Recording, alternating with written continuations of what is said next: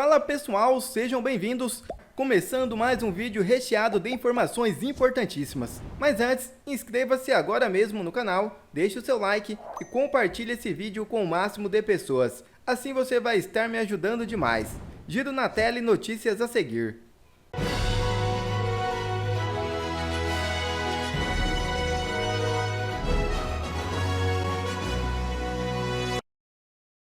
Justiça revoga pedido de prisão preventiva contra Gustavo Lima. É isso mesmo. A ordem de prisão preventiva contra o cantor Gustavo Lima foi revogada nesta terça-feira pelo desembargador Eduardo Guilhó Maranhão, da 4ª Câmara Criminal de Recife. A decisão anulou o mandato emitido no dia anterior pela juíza Andréa Calado da Cruz, da 12ª Vara Criminal, no âmbito da Operação Integration, que investiga um esquema de lavagem de dinheiro relacionado a apostas esportivas. Além da revogação da prisão, o desembargador suspendeu outras medidas cautelares impostas, como a retenção do passaporte e do certificado de registro de arma de fogo do cantor. Gustavo Lima, que está nos Estados Unidos, não chegou a ser preso. Ele está em sua residência em Hollywood Beach, um imóvel avaliado em 65 milhões, onde está com sua esposa Andressa Suíta e seus 2 filhos. E Câmara de São Paulo cogita a cassação de Ricardo Nunes. É isso mesmo. Na última terça-feira, o presidente da Câmara Municipal de São Paulo, Milton Leite, pautou um pedido de cassação do prefeito Ricardo Nunes, que atualmente busca reeleição. O requerimento foi apresentado pela vereadora Elaine do Quilombo, sob a alegação de que o prefeito descumpriu uma decisão judicial promovendo ações truculentas na região central de São Paulo, conhecida como Cracolândia. Para que o pedido de cassação seja analisado, é necessário que ele seja lido em plenário e posteriormente analisado por uma comissão de admissibilidade. Conforme Milton Leite afirmou, a criação deste colegiado precisa ser votada, embora essa posição seja contestada pela vereadora do PSOL, que defende a instauração automática da comissão, sem necessitar do aval da maioria dos vereadores. Senado articula paralisação até que impeachment de Moraes seja pautado. Comentário de Alexandre Garcia. Ontem o Senado já deu uma demonstraçãozinha, embora fosse segunda-feira, mas não se votou, enfim, o projeto final que já foi aprovado na Câmara da reforma tributária, né? É o que regulamenta a criação dos impostos, então é essencial para que possa entrar em vigor. Está lá no Senado, já aprovado pela Câmara. Não votando isso, não vota nada mais. Inclusive, a indicação de Lula, de Gabriel Galípolo, para presidente do Banco Central, para substituir, depois do fim do ano, o Campos Neto. O Banco Central tem autonomia e é escolhido, aprovado pelo Senado, tem 4 anos de mandato, só que não coincide com o mandato do presidente da República, fica no meio. E aí para tudo. Por quê que estão bloqueando? Para puxar o senhor presidente do Senado, Rodrigo Pacheco, que está lá em Nova York, ao lado do Lula, né? Para fazer alguma coisa com tanto pedido de impeachment de ministro do Supremo, principalmente Alexandre de Moraes, por decisões que não batem com a Constituição, com o que está escrito na Constituição, né? E uma ação que está fora do devido processo legal, do juiz natural, do amplo direito de defesa, tudo isso, do flagrante, enfim. Está lá no Senado, onde sempre esteve essa questão. As pessoas que foram lá para frente do QG do Exército não estavam bem informadas para saber qual era o alvo. O alvo era o Senado, sempre foi, para fazer pressão democrática, pressão legal, pressão pacífica sobre os senadores. Tal como se está fazendo em Minas agora, marcando aí um dia de passeata dedicada a Rodrigo Pacheco, que afinal foi eleito senador de Minas, né, graças a Dilma. Para ela não ser eleita, votaram em Rodrigo Pacheco, que é do PSD, partido aí que hoje está sob escrutínio, digamos assim. Gente, tem uma coisa, eu já falei aqui e vou falar de novo, porque eu não sei se é crueldade, se é loucura, se é uma conspiração mundial de destruir a família. Querem acabar com pai e mãe. Bom, a família é a célula máter de uma nação. Pai e mãe são os dois entes que, ao se reproduzirem, mantêm a humanidade. Senão, quando morrer a última geração, não tem mais ninguém na humanidade. Pai e mãe para a reprodução. Foi assim que a natureza nos fez, ou Deus nos fez. Adão e Eva, macho e fêmea. Em todos os seres vivos, inclusive os seres vegetais. São raríssimos os seres vegetais que não têm isso. Assim como são raríssimos os seres animais ou seres humanos que tenham alguma coisa que possa ser chamada de trans. Isso é muito raro. É um problema de formação genética, mas isso é raríssimo. É 0,00 não sei o quê. Mas o ministro Fachin disse que para direito da minoria até que seria bom chamar a mãe de parturiente. É porque está em jogo aí, é a pedido do PT. Né? Os trans têm que ser acolhidos no SUS. Óbvio. Não interessa se é trans ou não é trans, sei lá, o que chamam de trans. Todos são iguais perante a lei, todo mundo é atendido pelo SUS. Agora, querer escrever lá parturiente e responsável legal em vez de pai e mãe é maluquice, é hospício.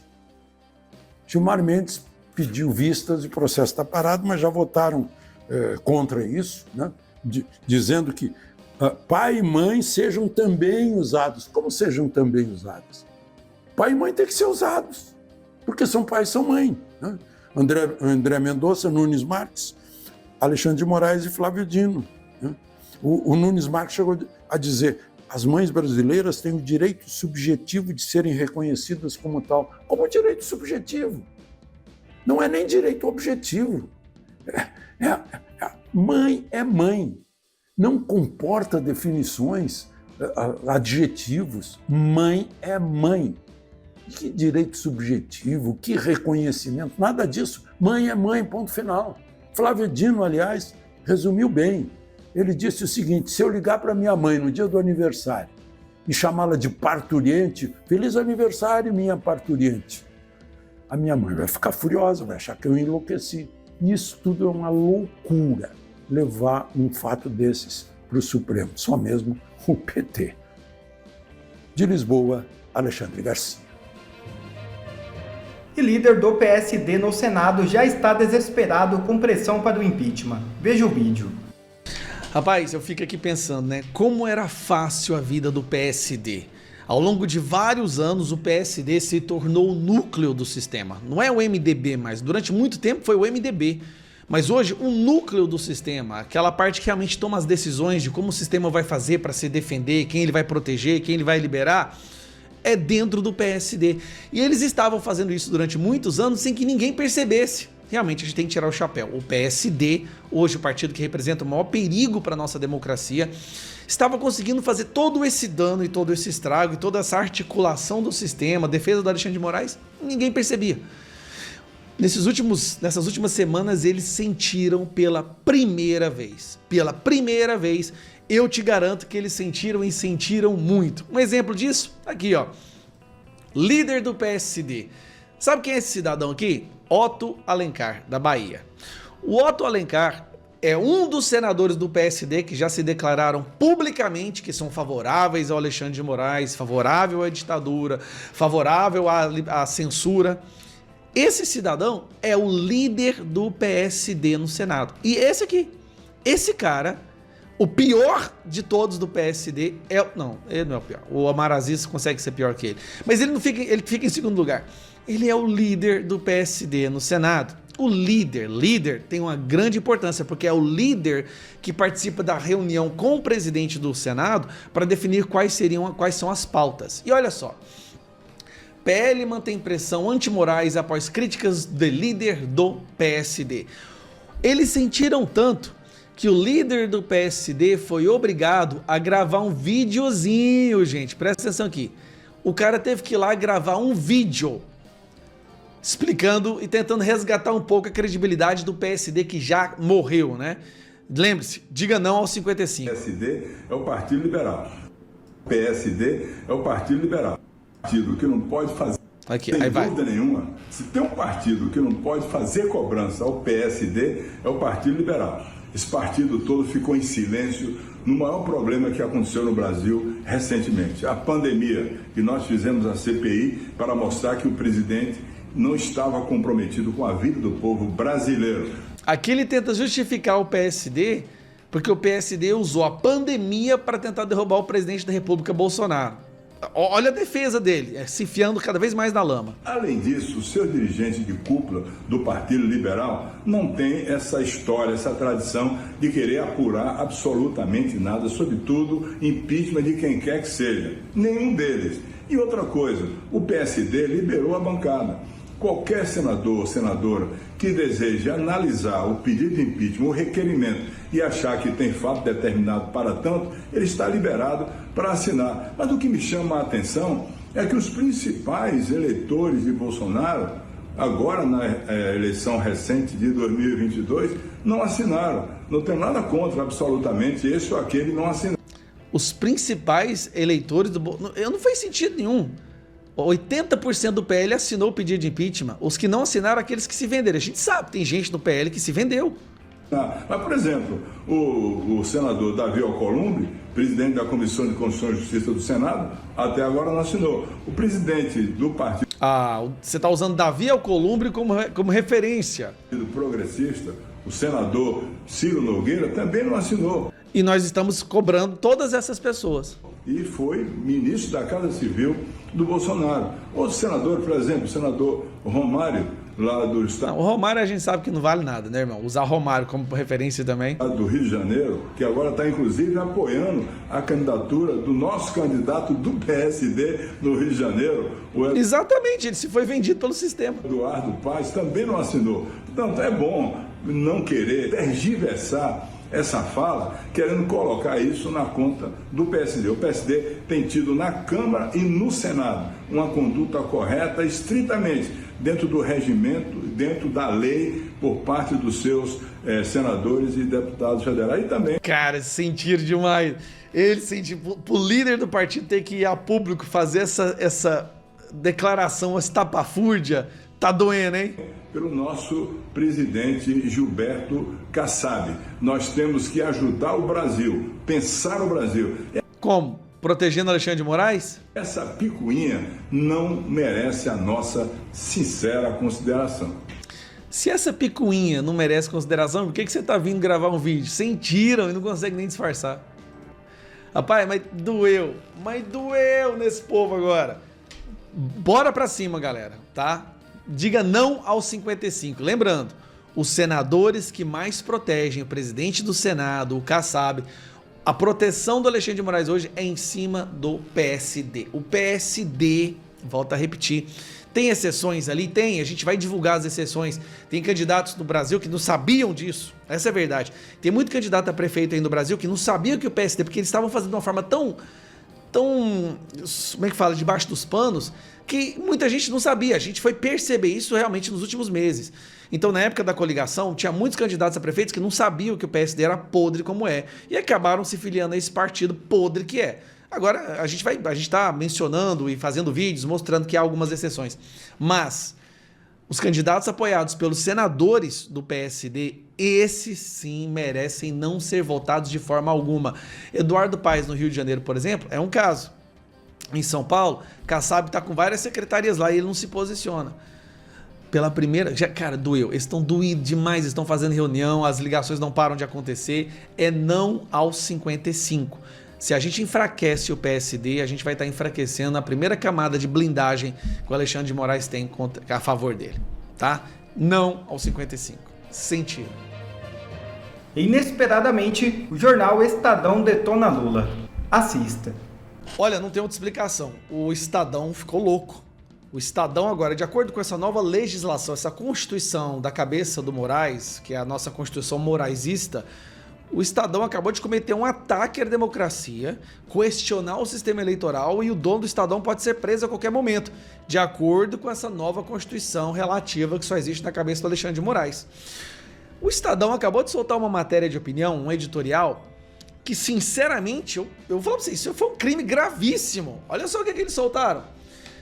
O Partido Popular sem os votos do povo. Falando do PT.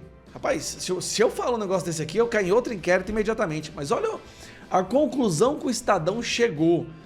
E fala se isso não levanta muita suspeita, né? Ó, tudo indica que o PT amargará seu pior desempenho nas eleições municipais desde a redemocratização. O partido não mudou, mas o Brasil sim. E quem experimenta sua gestão a rejeita. Uai, Estadão, vocês estão querendo ser preso? Como é que vocês podem dar uma opinião tão verdadeira assim no Brasil e achar que não vão ter consequências gravíssimas? Olha a matéria.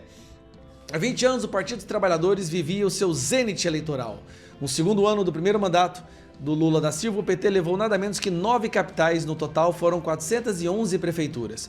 Já em 2020, o partido amargou o seu nadir, foram 0 capitais, 183 prefeituras. 71 a menos que em 2016. Foi o pior desempenho desde a redemocratização. Tudo indica que o pior está por vir. O Estadão tá falando... Peraí, Estadão, deixa eu ver se eu entendi. Você está querendo me dizer que o país que elegeu o presidente de um partido, esse partido não tem voto para fazer prefeitos e vereadores, assim, que é um... Como que pode? Como é que pode o Lula ter sido eleito pelo PT e o PT estar no seu pior momento da história? Alguém pode me explicar isso aqui? Hoje o partido só tem chance de eleger candidatos em 4 capitais, mas a tendência é a derrota em todas. O cenário em São Paulo, berço do PT, é sintomático. Em 2012, o PT elegeu prefeitos em quase 1/3 dos 39 municípios da Grande São Paulo. Hoje não lidera em nenhum. Mesmo no seu tradicional bastião eleitoral, os 7 municípios da Grande ABC, o PT é competitivo só em 2, né? O que mudou? Certamente não o PT. É a mesma ideologia estatizante. Olha só, rapaz. Mas aí vem aqui a parte final, ó. Mas Lula, há tempos, muito maior que o PT. O verdadeiro tamanho do petismo se mede muito mais pelos minguados 130 deputados eleitos pela sua coalizão. Mais eloquentemente, é a imagem das ruas vazias das manifestações lideradas pelo PT em março. E ainda mais um tradicional festejo do Dia do Trabalho, quando o demiurgo em pessoa discursou para meia dúzia de gatos pingados. Ué, mas aí já não era o PT, era o Lula. O Lula foi lá e não tinha ninguém, não tem como colocar a culpa no PT, né? As eleições municipais são particularmente reveladoras, porque nelas o que está em jogo não é tanto a ideologia, mas a gestão pura e simples. Quem experimenta o modo petista de governar quer ver o partido pelas costas. Fernando Haddad, o último prefeito petista da capital paulista e cotado a sucessor de Lula, por exemplo, perdeu a disputa à reeleição em 2016 no primeiro turno. Em 2020, Gilmar Tato terminou a corrida em 6º lugar. Tamanho é o vácuo de lideranças novas e críveis que, contrariando seus instintos mais viscerais, o PT renunciou a ter um candidato em São Paulo e apoia o psolista Guilherme Boulos. Mas nem Lula, nem a dinheirama do fundo eleitoral estão conseguindo alavancar Boulos, que mal consegue chegar a 30% de intenção de voto e periga nem ir para o segundo turno. Aí olha que interessante, o PT é um partido de trabalhador que não trabalha, estudantes que não estudam e intelectuais que não pensam, disse certa vez Roberto Campos. Seria o caso de acrescentar uma 4ª contradição. É um partido que se diz popular, mas sem votos do povo. Então assim, como que esse partido chegou na presidência? Muito precisa o artigo desse cidadão aqui, como é que é o nome dele, que provavelmente vai ser preso em breve, né? Não tem aqui a opinião dessa, quem deu essa opinião aqui, não tem.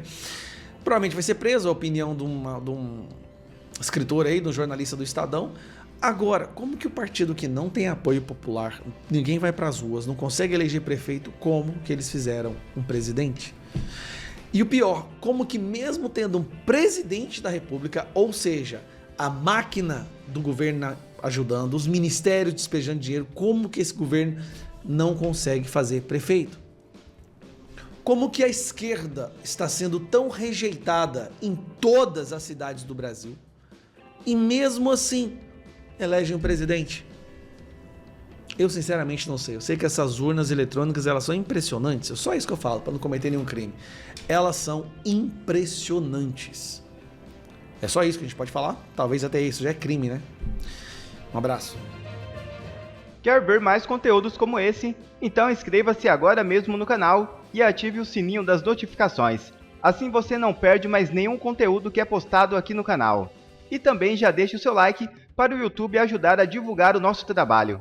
Fico por aqui e que Deus abençoe a todos.